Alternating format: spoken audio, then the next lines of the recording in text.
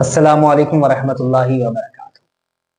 ناظرین، آج کی اس ویڈیو میں ہم جانیں گے تہجد کی نماز کا طریقہ، تہجد کی نماز کب تک پڑھ سکتے ہیں، کیا تہجد کی نماز کے لیے سونا شرط ہے یا نہیں۔ یاد رکھیے، تہجد کی نماز اللہ تبارک و تعالیٰ کو بے حد پسند ہے۔ فرض نماز کے بعد اللہ تعالیٰ کو سب سے زیادہ جو نفل نماز پسند ہے وہ تہجد کی نماز ہے۔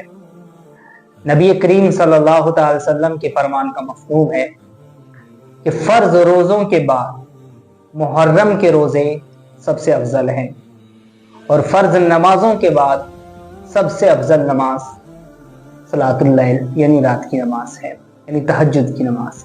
تو تہجد کی نماز ایک ایسی نماز ہے کہ بندہ جب تہجد کے لیے اٹھتا ہے، تہجد کی نماز پڑھتا ہے، تو اللہ کے بندہ نہایت ہی قریب ہو جاتا ہے۔ اگر بندہ کسی پریشانی میں ہے، کسی مصیبت میں ہے، کوئی بیماری ہے یا کسی بھی طرح کی کوئی بھی پریشانی ہے، یاد رکھیے اگر آپ تہجد میں اٹھ کر نفل نماز ادا کرتے ہیں، تہجد کی نماز ادا کرتے ہیں، تہجد کی نماز کے بعد آپ جو بھی دعا مانگتے ہیں، یاد رکھیے تہجد کی برکت سے اللہ تبارک و تعالی اس دعا کو قبول فرماتا ہے۔ تو یاد رکھیے تہجد کی نماز کے لیے عشاء کی نماز کے بعد سونا شرط ہے۔ بعض لوگ یہ کہتے ہیں کہ سونا شرط نہیں ہے، لیکن مفتی امجد علی اعظمی نے اس کی وضاحت کی کہ جو بندہ عشاء کی نماز کے بعد سو کر اٹھتا ہے، پھر وہ نفل نماز پڑھتا ہے، تو وہ تہجد کی نماز ہوگی، وہی تہجد کی نماز کہلائے گی۔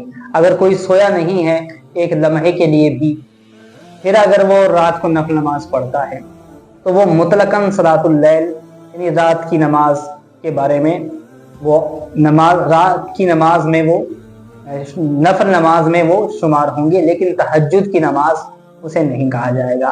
تہجد کی نماز آپ عشاء کی نماز کے لیے اگرچہ تھوڑے لمحے کے لیے آپ کی آنکھ لگی ہو، اس کے بعد آپ تہجد کی نماز ادا کر سکتے ہیں۔ تہجد کی نماز میں آپ چاہیں تو 2 رکعت پڑھیں، چاہے تو آپ 2 کر کے 4 رکعت پڑھیں، چاہے تو آپ 6 یا 8 یا 12 رکعت 2 کر کے پڑھ سکتے ہیں۔ تہجد کی نماز میں یہ ہے، بعض لوگ اس میں بہت کنفیوز ہوتے ہیں کہ ہم تہجد کی نماز میں کیا پڑھیں، کون سی سورت پڑھیں۔ تو یاد رکھیے تہجد کی نماز میں آپ کو جو بھی سورت یاد ہے، چاہے تو آپ سورہ فاتحہ کے ساتھ سورہ اخلاص پڑھیں، یا کوئی اور سورت آپ کو یاد ہے تو وہ بھی سورت آپ پڑھ سکتے ہیں۔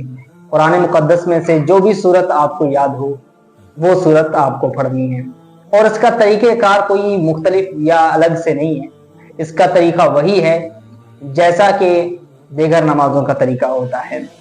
لیکن نیت، اب ہم ظاہر سی بات ہے تہجد کے لیے اٹھتے ہیں تو تہجد کا ارادہ ہمارے دل میں ہوتا ہے، تو یہ جو دل کے اندر ارادہ ہے، ہمارے دل میں جو ارادہ ہے، اسی کا نام تو نیت ہے۔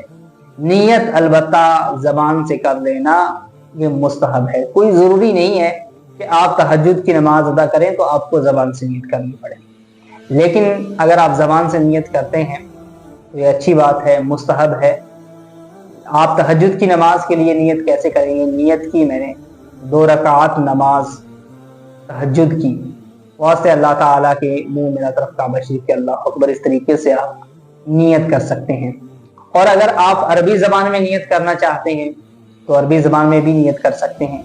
نویت ان اصلی للہ تعالی رکعتي صلاۃ التہجد متوجہا الی جہۃ الکعبۃ الشریفۃ، اللہ اکبر۔ تو اس طریقے سے آپ نیت کر لیں گے، جس طریقے سے آپ دیگر نفل نمازیں پڑھتے ہیں اسی طریقے سے آپ تہجد کی نماز بھی پڑھیے، اور تہجد کی نماز میں دعا بھی کیجیے۔ یاد رکھیے تہجد کی نماز جو بندہ ادا کرتا ہے وہ حضرت آدم علیہ السلام سے لے کر ہمارے پیارے نبی صلی اللہ تعالی علیہ وسلم تک جتنے بھی نبی دنیا میں تشریف لائے ان تمام کی سنتوں کو ادا کرتا ہے۔